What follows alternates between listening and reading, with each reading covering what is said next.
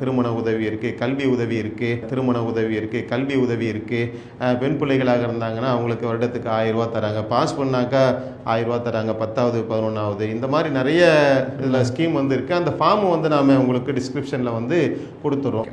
நிறைய நலத்திட்டங்கள் இருக்குது. ஆனால் மக்கள்கிட்ட இன்னும் போதிய விழிப்புணர்வுகள் நம்ம கேள்விப்பட்ட வகையில் ஒரு 15,000 பேர் தான் பதிவு பண்ணியிருக்கிறாங்க.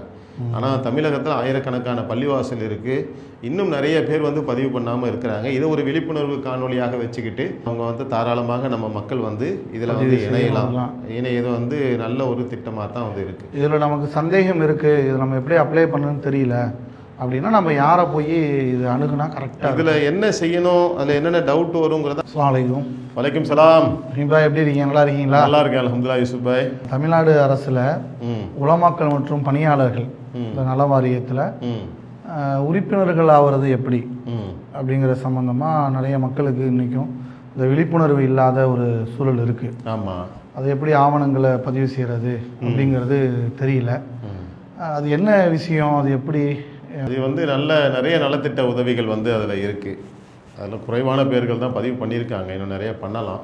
அதுக்கு என்ன தகுதி அப்படின்னு சொன்னால், அவங்க 18லேருந்து 60 வயசு பூர்த்தியான இஸ்லாமியராக இருக்கணும், இந்திய குடிமகனாக வந்து இருக்கணும். இது பேசிக்கான விஷயம். அவங்க பள்ளிவாசலில் ஆலிமாக இருக்கிறாங்க, இமாமாக இருக்கிறாங்க அவங்க. அதே மாதிரி பள்ளிவாசலில் பாங்கு சொல்லுவாங்கல்ல முஅத்தினாக, ஏன்னா இமாம் தனியாக இருப்பாங்க, பாங்கு சொல்கிறவங்க தனியாக இருப்பாங்க. அந்த மாதிரி இருந்தாலும் ஓகே தான். அதே மாதிரி மதரசாக்களில் அரபு ஆசிரியராக அல்லது ஆசிரியையாக ஓதி கொடுப்பாங்கல்ல, காலையில் மாலையில் 1 மணி நேரம் 2 மணி நேரம் அவங்க அரபி சொல்லி கொடுக்கக்கூடிய ஆசிரியர்களாக இருந்தாங்கன்னா அவங்களும் இதில் பதிவு பண்ண தகுதியானவர்கள் தான். அதே மாதிரி இந்த மதரசாக்கள் மற்றும் பள்ளிவாசல்களில் வேலை செய்வாங்கல்ல, கூட்டுறது பெருக்கிறது இந்த மாதிரியான பணிகள் செய்யக்கூடிய பணியாளர்களும் கூட அவங்களும் இதில் இணையலாம். அதே மாதிரி முதியோர் இல்லங்கள், சிறுவர் இல்லங்கள், இந்த மாதிரி அனாதை இல்லங்கள், இந்த மாதிரி இல்லங்களில் பணி செய்யக்கூடியவர்கள் அவர்களுமே கூட இந்த உலமா நல வாரியத்தில் வந்து பதிவு செய்து கொள்ளலாம். அதற்கு என்ன ஆவணங்கள்லாம் தேவை, என்னென்ன ஆவணங்கள் இருந்தால் இதை வந்து பதிவு செய்ய முடியும்? அது உலமா நல வாரியத்தில் வந்து அதை ஃபில்அப் பண்ணுறதுக்குன்னே ஃபார்ம் படிவம் 1ன்னு வச்சுருக்காங்க. அந்த படிவத்தை நாம் வந்து அதில் சேர்த்து வெளியிட்டுக்குவோம், அவங்க பார்த்துக்கிட்டோம். இந்த படிவத்தை வந்து ஃபில்அப் பண்ணி அதில் ரொம்ப எளிமையான கேள்விகள் தான் இருக்கும். உங்கள் வயசு என்ன ஆகுது, அதுக்கான இணைப்பு என்ன வச்சுருக்கீங்க, பாஸ்போர்ட் சைஸ் ஃபோட்டோ, அவங்களுடைய ஆதார் அட்டை, குடும்ப ரேஷன் கார்டு, இந்த மாதிரி பேசிக்கான விஷயங்கள் தான் வந்து கேட்டிருப்பாங்க. அந்த விவரங்களையெல்லாம் வந்து இணைச்சி அந்த படிவத்தை பூர்த்தி பண்ணி வந்து அவங்க கொடுத்தாங்கனாக்கா அதை எடுத்துப்பாங்க. இதில் என்ன சலுகைகள்லாம் இருக்குது? இப்போ நிறைய மக்களுக்கு இதில் என்ன சலுகைகள் இருக்குன்னே தெரியல. ஆனால் இப்போ தமிழ்நாடு அரசு வந்து டேட்டை கூட மீண்டும் எக்ஸ்டெண்ட் பண்ணி கூட டேட்டை கொடுத்துருந்தாங்க. அப்போ இன்னும் அது விழிப்புணர்வு இல்லை. அப்போ என்னென்ன சலுகைகள்லாம் இந்த நலவாரியத்தில் இருக்குது, அது எப்படி நம்ம அணுகிறதுலாம் நீங்கள் கரெக்டாக சொல்லிட்டீங்க.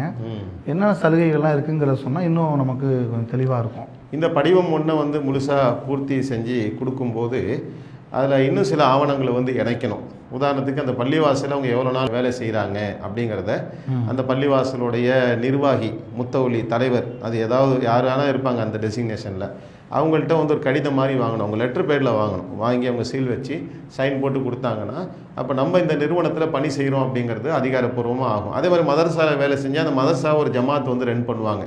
அந்த ஜமாத்துடைய தலைவர், நிர்வாகி, அவங்கள்ட்டே வந்து கடிதம் வந்து வாங்கிக்கலாம். அந்தந்த நிறுவனங்களை பணி செய்யக்கூடியவர்கள் அந்த பணி செய்ததற்கான எவ்வளோ காலங்கள் வந்து பணி செய்கிறோங்கிறத ஃபில்அப் பண்ணி முழுமையாக வந்து கொடுக்கணும். இந்த அவங்க பணி செய்கிறாங்களோ அங்கே போய் நம்ம ஒரு கடிதம் ஒன்று வாங்கிக்கணும். இது 2. 3வது என்னன்னு சொன்னாக்கா அவங்களுடைய ஆதார் அட்டை, அதே மாதிரி ரேஷன் கார்டுடைய ஜெராக்ஸு, இந்த ஆவணங்களை வந்து இணைக்கணும். வயது சான்றிதழ், அதே மாதிரி அவங்க 18 வயசு பூர்த்தி ஆகிட்டாங்களாங்கிறத சொல்லக்கூடிய பர்த் சர்டிஃபிகேட்டு அல்லது வந்து ஓட்டர் ஐடி, இந்த மாதிரியான ஒரு ஆவணங்கள் ஏதேனும் ஒன்றை வந்து இணைச்சா வந்து போதுமானது. அதே மாதிரி பேங்க் பாஸ்புக், ஏன்னா இந்த நலத்திட்ட உதவிகள்லாம் வந்து வங்கி வழியாக தானே வரும். அப்போ அதில் ஐஎஃப்எஸ்சி குறியீடெலாம் இருக்கிற மாதிரி ஃப்ரண்ட் பேஜ் இருக்கும். அதை ஒரு பக்கத்தையும் பின்னாடி பக்கத்தையும் இணைச்சி இந்த பேங்க் சம்மந்தப்பட்ட டீட்டெயில் வந்து கொடுக்கணும். பாஸ்போர்ட் சைஸ் ஃபோட்டோ, தெளிவான அப்போ எடுத்த பாஸ்போர்ட் சைஸ் ஃபோட்டோவை இணைச்சி வந்து நம்ம கொடுக்கணும். இது எங்கே கொடுக்கணும் அப்படின்னு சொன்னால் வக்ஃபு இன்ஸ்பெக்டர் இருப்பார். ஒவ்வொரு டிஸ்ட்ரிக்ட்டுக்கும் மாவட்ட கண்காணிப்பாளர் வந்து இருப்பாங்க. அவங்கள்ட்ட போய் வந்து நம்ம நேரில் கொடுக்கலாம்.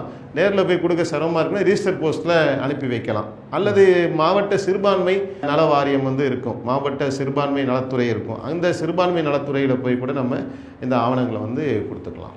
இதில் என்ன சலுகைகள்லாம் இருக்குது? இல்லை நிறைய சலுகைகள் வந்து இருக்குது. உதாரணத்துக்கு உலமா நல வாரியத்தில் பதிவு பெற்ற ஒருத்தர் வந்து விபத்தில் இறந்துட்டாங்கன்னு சொன்னாக்க அவங்களுக்கு 1 லட்சம் ரூபாய் வந்து நிவாரணம் கொடுக்குறாங்க. இயற்கையான மரணமாக இருந்தால் 15,000 ரூபாய் கொடுக்குறாங்க. ஊனமுற்றார்கள் சொன்னால் ஊனத்துக்கு ஏற்ற வகையில் 10,000லேருந்து 1 லட்சம் ரூபாய் வரைக்கும் இதில் நலத்திட்ட உதவிகள் தராங்க. திருமண உதவி இருக்குது, கல்வி உதவி இருக்குது. பெண் பிள்ளைகளாக இருந்தாங்கன்னா அவங்களுக்கு வருடத்துக்கு 1000 ரூபா தராங்க. பாஸ் பண்ணாக்கா 1000 ரூபா தராங்க. 10வது 11வது இந்த மாதிரி நிறைய இதில் ஸ்கீம் வந்து இருக்குது. அந்த ஃபார்மை வந்து நாம் உங்களுக்கு டிஸ்கிரிப்ஷனில் வந்து கொடுத்துட்றோம். அதே மாதிரி வாகனம் வாங்குறதுக்கு இப்போ சமீபத்தில் கூட அந்த ஸ்கீம் வந்து போயிட்டு இருந்துச்சு. 50,000 ரூபாய் தராங்க. நீங்கள் ஒரு 1 லட்ச ரூபாய்க்கு வண்டி வாங்குறீங்கன்னா உலமா நல வாரியத்தில் பதிவு பண்ணியிருக்கக்கூடியவர்களுக்கு அதில் 50,000 ரூபாய் உங்களுக்கு பாதி காசு நீங்கள் போட்டால் போதும், பாதி காசை அவங்க உலமா நல வாரியத்தில் கொடுத்துருவாங்க. ஆனால் இப்போ அந்த ஸ்கீம் முடிஞ்சிருச்சு. மீண்டும் அதை அரசாங்கம் வந்து அறிவிப்பதற்கான வாய்ப்புகள் வந்து இருக்குது. அதை நல்ல முறையில் பயன்படுத்திக்கலாம். திருமண நேரத்தில் திருமண உதவின்றதை 2,000 ரூபா தராங்க. மாதம் ஆகிட்டாங்கன்னு சொன்னால் 6 மாத காலம் 1000 ரூபா மொத்தம் அந்த பிரசவ நேரத்துக்கு என்று 6,000 ரூபாய் தராங்க. கண் கண்ணாடி வாங்குறதுக்கு தராங்க. இப்படி நிறைய உதவிகள் வந்து இருக்குது. அது முழுமையான விவரங்களை நான் படிவமாக வந்து கொடுத்துட்றேன், நீங்கள் அதை பார்த்துக்கலாம். அதை இது வந்து ஆன்லைன் எப்படி நம்ம அப்ளை பண்ணுறது? இதை அப்ளை பண்ணுறதுக்கு வந்து 2 மோடு இருக்குது. முதல்ல வந்து நேரில் தான் போய் பண்ணணும், அது முதலே சொன்னோம் உங்களுக்கு. இப்போ ஆன்லைனில் கூட அப்ளை பண்ணிக்கலாம். அதுக்கான இணையதளம் வந்து லிங்க்கையும் நம்ம அந்த வீடியோவில் காணொலியில் போட்டுறோம், நீங்கள் அதை பார்த்துக்கலாம். நீங்கள் ஆன்லைனில் முயற்சி பண்ணுங்க. முடியல அப்படின்னு சொன்னால் நீங்கள் வழக்கம் போல் இந்த ஃபார்மை ஃபில்அப் பண்ணி கொடுக்குற நடைமுறையை வந்து நம்ம பண்ணிக்கலாம். கொடுக்கும்போது ஒரு ஜெராக்ஸ் ஒன்று எடுத்து வச்சுட்டு கொடுங்க. அப்போ அதுதான் உங்களுக்கு வந்து ஒரு ஆவணமாக வந்து இருக்கும். அதிகாரிகள்கிட்ட கொடுக்கும்போது நீங்கள் இந்த காப்பி டூன்னு சொல்லி போட்டு நீங்கள் உங்களுடைய ஜெராக்ஸ் காப்பியில் ஒன்று வாங்கிக்கணும். இதில் வந்து உறுப்பினர் ஃபஸ்ட்டு ஆகணும். முதல்ல உறுப்பினர் ஆகணும். அதுக்கப்புறம் தான் நீங்கள் வந்து நலத்திட்ட உதவிகளுக்கு அப்ளை பண்ணுவதற்கான தகுதி வந்து உங்களுக்கு கிடைக்கும். நிறைய நலத்திட்டங்கள் இருக்குது, ஆனால் மக்கள்கிட்ட இன்னும் போதிய விழிப்புணர்வுகள் நம்ம கேள்விப்பட்ட வகையில் ஒரு 15,000 பேர் தான் பதிவு பண்ணியிருக்கிறாங்க. ஆனால் தமிழகத்தில் ஆயிரக்கணக்கான பள்ளிவாசல் இருக்குது. இன்னும் நிறைய பேர் வந்து பதிவு பண்ணாமல் இருக்கிறாங்க. இதை ஒரு விழிப்புணர்வு காணொலியாக வச்சுக்கிட்டு அவங்க வந்து தாராளமாக நம்ம மக்கள் வந்து இதில் வந்து இணையலாம். இது வந்து நல்ல ஒரு திட்டமாக தான் வந்து இருக்குது. இதில் நமக்கு சந்தேகம் இருக்குது, இது நம்ம எப்படி அப்ளை பண்ணணும்னு தெரியல அப்படின்னா நம்ம யாரை போய் இது அணுகுனா கரெக்டாக? இதில் என்ன செய்யணும், அதில் என்னென்ன டவுட் வருங்கிறத அரசாங்கமே ஒரு வழிகாட்டி கையேடு வந்து வெளியிட்டிருக்காங்க. அந்த கையேடை கூட நாம் இந்த காணொலியில் டிஸ்கிரிப்ஷனில் போட்டுரும். அதை பொறுமையாக படித்து பார்த்தீங்கன்னாலே உங்களுக்கு 90% சந்தேகம் வந்து அதில் நீங்கிரும். அதில் எல்லாமே எல்லா வழிகாட்டுதலும் இருக்குது. குடும்பம்னா யார் குடும்பம், ஒரு பெண் வந்து அப்ளை பண்ணுறாங்கன்னா அவங்களுடைய குடும்பத்தை யார், கணவர் பண்ணுறாங்கன்னா கணவருடைய குடும்பத்தாருங்கிறது யார், லீகலாருங்கிறது யார், இப்படி என்னென்ன டவுட் வருமோ எல்லா டீட்டெயிலுமே வந்து அரசு தரப்புலேருந்து வழிகாட்டி கையேடாக கொடுத்துருக்காங்க. அதை நம்ம டிஸ்கிரிப்ஷனில் போட்டுருவோம். அதை போட்டோம்னா இந்த கான்வர்சேஷன் பெருசாக போயிடும். அதை அவங்க படித்து பார்த்துக்கிட்டாங்கன்னா ஓரளவுக்கு புரியும். அதையும் தாண்டி டவுட் இருக்குதுன்னு சொன்னால் வக்ஃபு கண்காணிப்பாளரை வந்து அணுகி நேரடியாக வந்து கேட்கலாம். மாவட்ட சிறுபான்மை நலத்துறையை வந்து சந்தித்து தாராளமாக அவங்க வழிகாட்டுதல் வந்து பெற்றுக்கலாம். இதில் முக்கியமாக வந்து ஆசிரியர்கள் இருக்காங்கல்ல, மதரசா ஓதி கொடுக்கக்கூடிய ஆசிரியர்கள், இவங்க பெண் ஆசிரியர்கள் ஆலிமாக்கள் வந்து நிறையா இருக்கிறாங்க.